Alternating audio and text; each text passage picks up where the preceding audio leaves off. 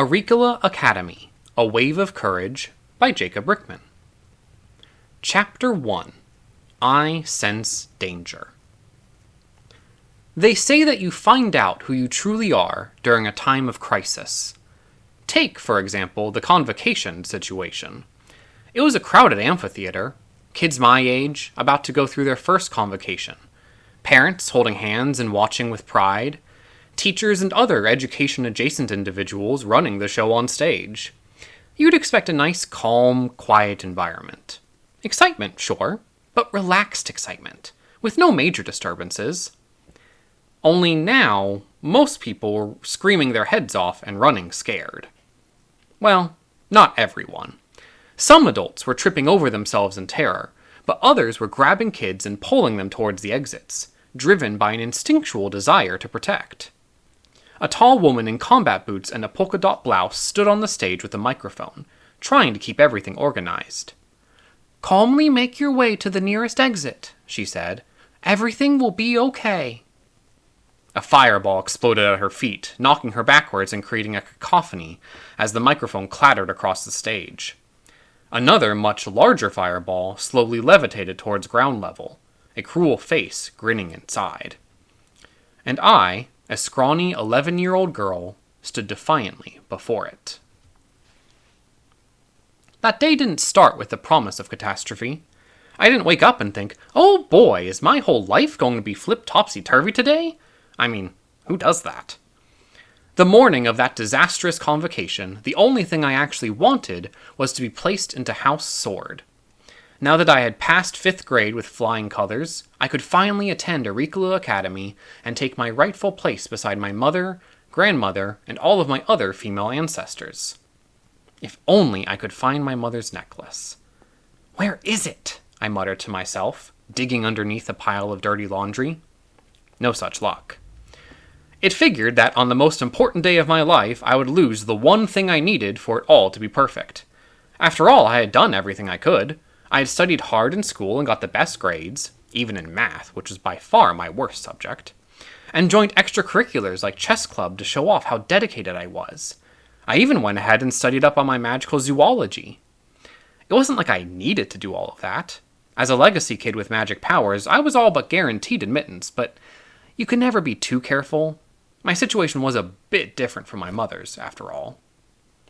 "Come on, kiddo, we're gonna be late!" My aunt's voice echoed from the kitchen. Only we lived in a tiny apartment, so she might as well have whispered it and I would still have heard her. "One more minute." Based on the exasperated groans I heard from the other room, I wasn't going to have one more minute to conduct my search. Frantically, I dove beneath my bed and scanned the messy surface. "Come on, Cassidy Farron," I muttered to myself. "Where would I put it?" To the untrained eye, the necklace I was looking for wouldn't look like anything out of the ordinary. A tear-shaped sapphire attached to a basic silver chain. But it was so much more than just a fashion statement. It was an heirloom, one that had been in my family for generations. Losing it was akin to losing a piece of myself. "We've got to go!" Crestfallen, I pushed myself out from under the bed and forced myself to come to the conclusion that I would have to go to the ceremony without it. The whole event felt like a chore now. What good was it going through with it if I couldn't represent my family well? Maybe I was just better off going to some normal school, like a normal kid. Whilst I was wallowing in my worried woes, I initially failed to notice the shiny object dangling from my aunt's fingers. "My necklace!" I gasped. Snatching it from her hands, I strung it around my neck. My aunt spun me around to look in the mirror. "Just look at you," she murmured. I'll admit, I didn't look half bad. Sure, I was as skinny as a twig and looked as pale as a ghost, but I had actually taken some time with my appearance today. My brown hair, combed back, was actually behaving itself, instead of looking like the eternal rat's nest like normal. I had deliberately chosen to wear my jeans that weren't torn at the knee, and put on an aqua-colored shirt that wasn't covered in paint. My mother's necklace twinkled in the fluorescent lights on my sternum, the sapphire seeming to almost glow with its own light. I couldn't help it. A smile escaped my lips. Maybe today was going to be a good day after all. "Now let's get going," my aunt urged, spinning me around towards the door. "Time's a-wastin'." 10 minutes later, me, my aunt, and 3 massive suitcases were flying down the highway in her cramped little sports car. My aunt has some cushy job for the government that affords her more money than she could possibly spend at once, hence the tiny apartment but fancy convertible. I tried asking her about it once, but all she told me was that it was classified. I'm not entirely sure she wasn't being honest. "Are you nervous?" she asked me from the driver's seat. I shrugged, which was all I could manage since I was wedged between 2 of my giant suitcases, with both my backpack and violin case in my lap. Inwardly, though, I was freaking out, imagining every possible thing that could go wrong. There were only 3 possible houses that an incoming student could be put into, but every woman in my family had always been placed into House Sword. It was like a tradition. But what if I was put in one of the other 2 houses? What if I let my whole family down? Aunt Becca glanced at me through the rearview mirror. "Don't worry about it, kiddo. No matter what happens, I know your mom would be proud of you." I gave her a weak smile. It was a nice sentiment, but she just didn't understand. See, Aunt Becca isn't really my aunt. She was my mom's best friend for years back in the day. The 2 practically grew up together. After my mom passed away and my dad... Don't worry about it. In any case, Becca had raised me since I was just a year old. As far as I was concerned, she was my family. Towering skyscrapers began to appear on the horizon as the highway cut through a sprawling suburb. I focused my gaze ahead. We were about to enter Arikala. Arikala is one of many bustling metropolises, with skyscrapers that stretch so high they look like they go beyond even the clouds. The buildings are also eclectic. Instead of your boring gray cityscape, every building has its own character. Take the one directly ahead as we entered the main city. The concrete was the color of the ocean, a deep blue that was broken up by waves of neon orange which ran up the corners. Or take the building on the opposite side of the street, which one might have mistaken as being the trunk of a giant tree. Chocolate brown concrete covered in flowering moss and hanging vines, which gave the whole thing an earthy look. Were these offices? Apartments? As a kid who had only lived in a boring suburbia, my imagination ran wild as to how wonderful it must be to live here. And yet, that was only the beginning. After a few blocks of skyscrapers, a new structure entered into view. A 50-story teardrop made of pure white marble and aqua-stained glass. Beside it stood an obsidian-colored tower that literally spun in midair, with multicolored crystals swirling around it. My eyes lit up. Magic. Everyone knew that Arikala was the only place where people were allowed to practice or study sorcery. Sure, I had my own powers, and Becca had told me plenty of stories from when my mom was in her prime, but that was different. I had never known anybody else with powers or seen a spell put to use. Going to Arikala Academy, though, I might finally have that opportunity. Becca must have seen my face because she chuckled from the driver's seat. "That's the Arcanum," she said, pointing to the teardrop-shaped building. "The best adult magicians work and study there, coming up with new spells. If I remember correctly, it was a bunch of former students who drafted the building's design." "Have you been there before?" I asked, wide-eyed. She smirked. "It's classified." She pointed straight ahead. "We're here." Whatever you think a school should look like, Arikala Academy defies expectations. At first glance, you might think it was the ruins of an old castle, with ancient black stone walls that had become crumbled and moss-covered with age. Eerie blue flames flickered from hanging lanterns. None of the buildings looked like the same. Some gave off a sort of ruined appearance, while others could have been constructed that same day. It gave me the feeling that I had been transported back in time, if only I wasn't arriving in an electric-powered, motorized vehicle. Even though it was the middle of August, the air felt 10 degrees cooler than it had when we started. The sidewalk wasn't your usual concrete affair, but was instead made up of cobblestones. With 2 suitcases, a backpack, and a violin case, traversing proved to be a bit of a challenge.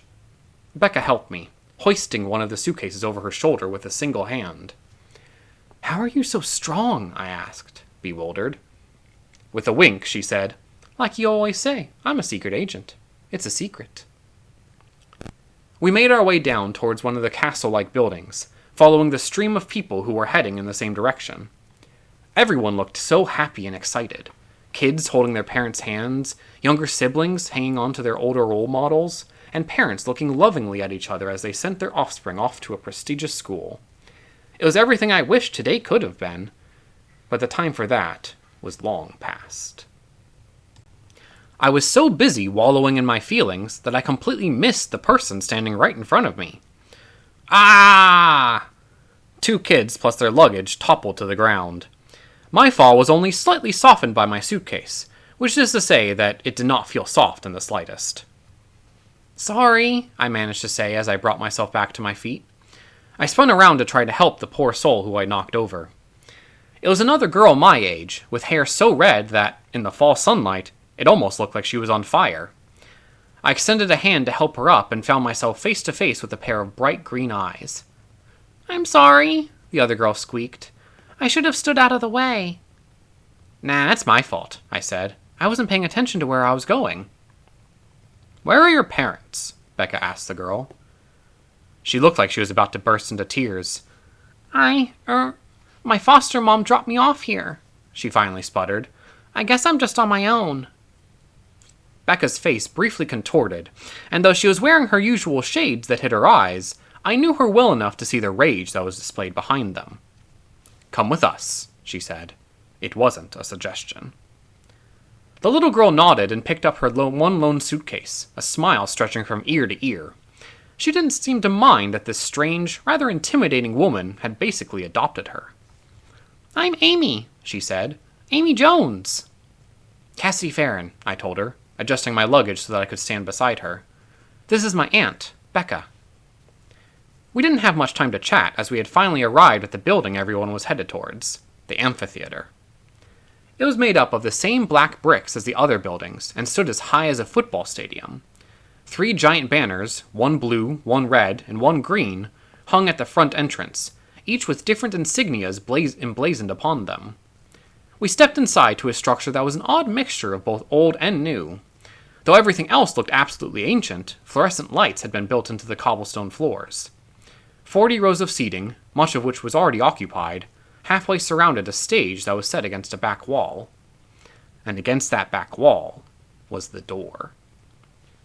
It was built into a small cliff that rose up 20 or so feet above the ground. The door looked like it had belonged in a bank, made of dark steel and with a round, iron latch.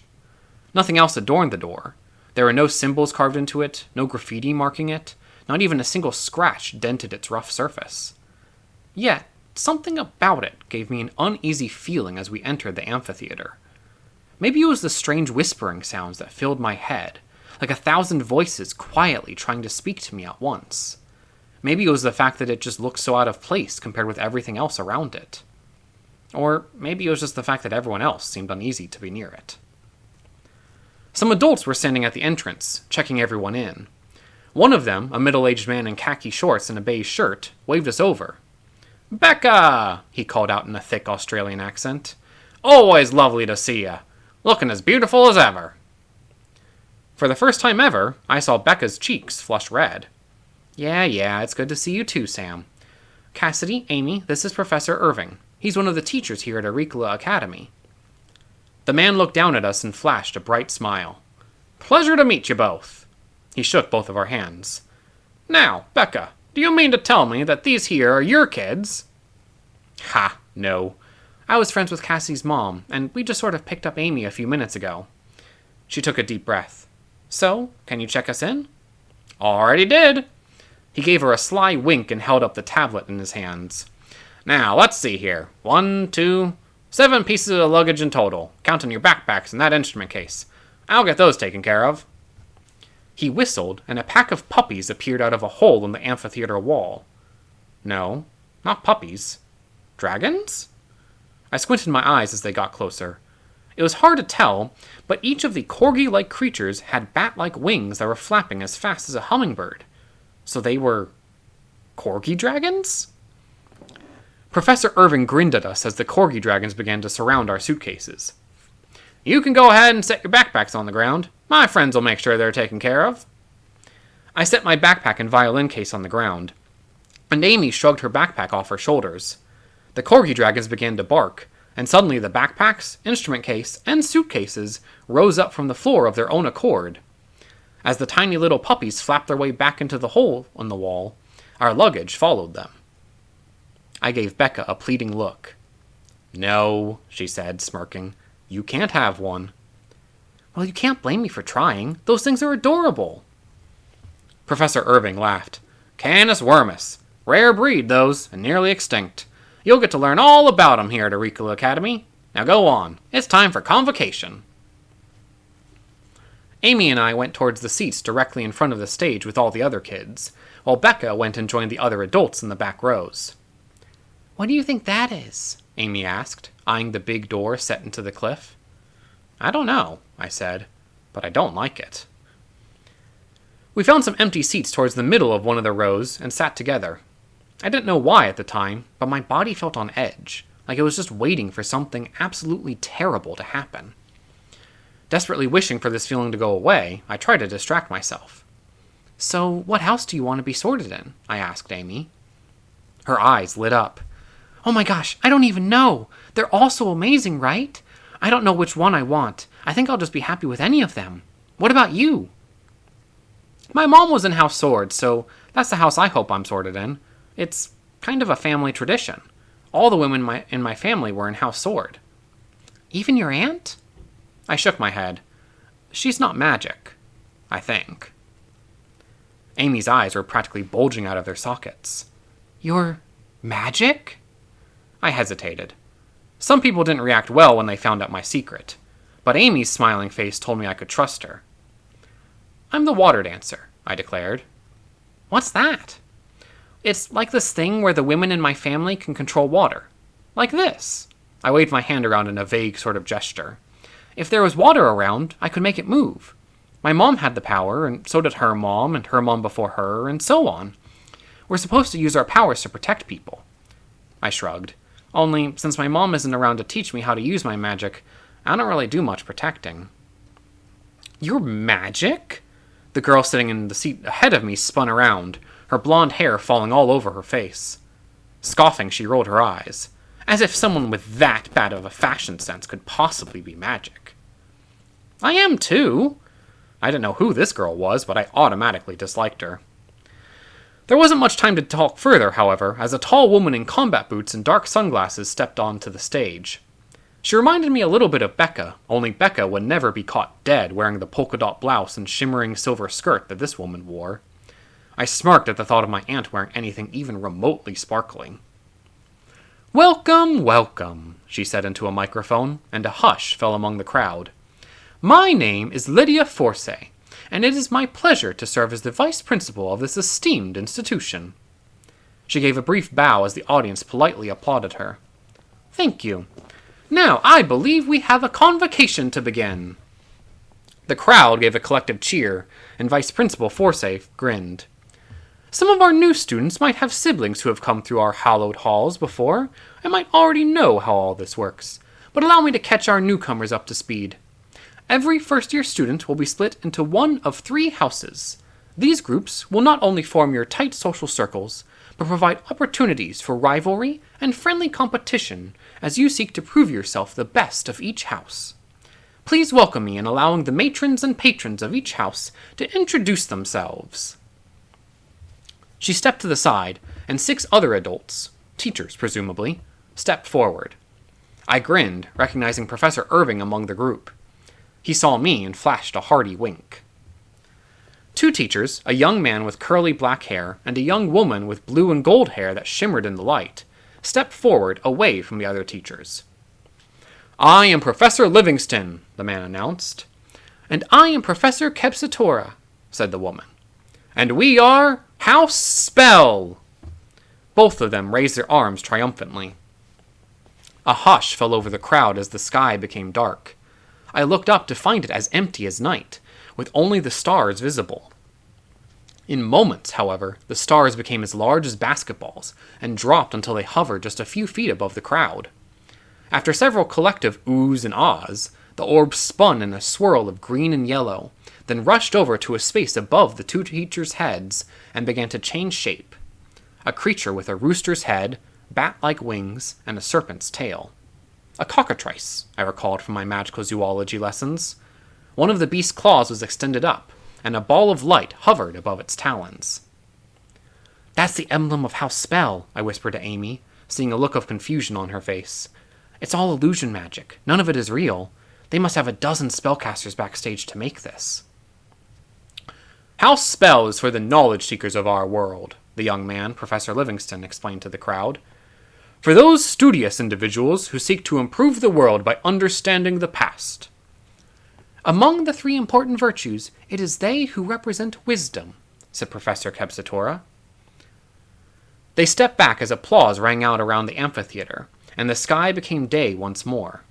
The glowing symbol remained above their heads, however, shimmering in mid-air. 2 more teachers stepped forward, Professor Irving and a serious-looking woman with a scarred face. "Good morning, kids," Professor Irving called out. There were several whoops of joy in response. "I am Professor Medea," the grim-faced woman intoned. "My name's Professor Irving. And we are House Shield." The sky fell dark once more, but this time with swirling storm clouds. Lightning flashed, sparking some in the crowd to scream in fear, and a torrent of rain fell from the sky. Only none of the water was actually hitting people, I noticed, because it stopped several inches above everyone's heads. A glowing shape began to take form above Professors Irving and Medea, a 6-tentacled kraken which sat behind a triangular, ingrained shield, the emblem of House Shield. At this point, there wasn't a soul in the audience who wasn't entranced by these performances. I looked over to see Amy grinning from ear to ear.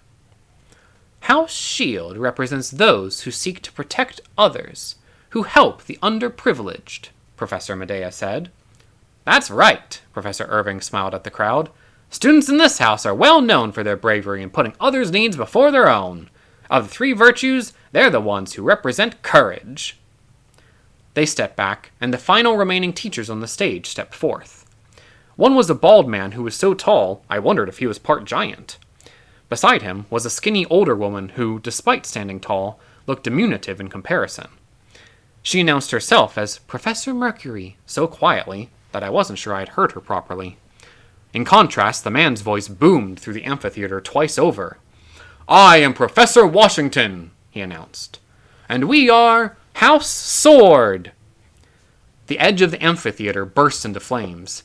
Even though I knew it was just an illusion, my skin still bristled as if the heat was real. The flames rapidly changed color, first from orange-red to blue-white, then to green-yellow, and finally back to orange-red. The flames erupted into giant pillars of fire, which converged into the sky, forming the shape of a giant bird. An eagle screech sounded, and in the blink of an eye, the flaming bird vanished, and the glowing insignia of House Sword appeared above the teachers' heads. A red phoenix, bearing a sword in its talons. "House Sword is for the world changers," Professor Washington boomed.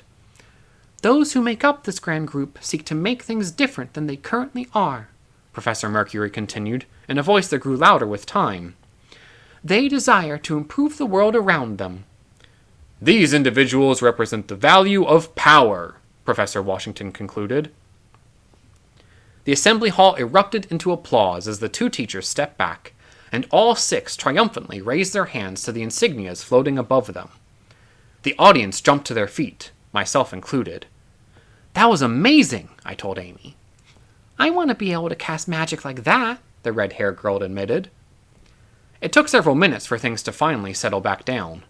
When it did, Vice Principal Forsay returned to center stage, still clapping her own hands. "What an excellent show from our 3 houses. I want to give a huge thanks to our 7th-year sorcery track students, as they are responsible for that fabulous display of illusion magic you just witnessed. Give it up for them." Another round of applause broke out, but though I joined in, I hesitated. Something felt wrong again. The hair on the back of my neck stood up, and my hands were all sweaty. But I was having fun, not feeling afraid, so what was happening?